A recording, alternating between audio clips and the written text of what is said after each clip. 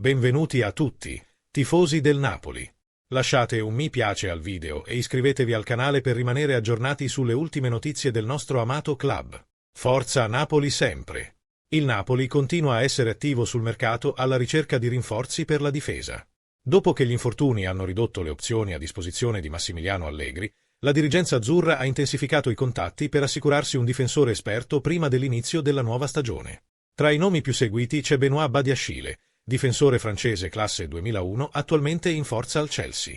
L'interesse del Napoli sarebbe aumentato nelle ultime ore. Secondo un'indiscrezione ripresa dal giornalista Raffaele Auriemma, il direttore sportivo Giovanni Manna avrebbe già presentato una prima offerta al club inglese, proponendo 18 milioni di euro per cercare di assicurarsi il difensore.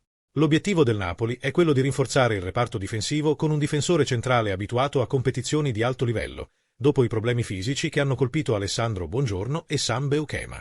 L'attuale modulo difensivo vede Amir Rahmani come punto di riferimento, affiancato da giovani promettenti come Luca Marianucci e Rafa Marin. Per questo motivo, il club starebbe valutando l'acquisto di un giocatore con maggiore esperienza internazionale. Badiashile rappresenterebbe un profilo ideale per le esigenze tecniche del Napoli, grazie alle sue doti fisiche, alla giovane età e all'esperienza maturata tra Ligue 1 e Premier League. Qual è la tua opinione, tifoso del Napoli? Metti mi piace al video e iscriviti al canale qui sotto. Grazie.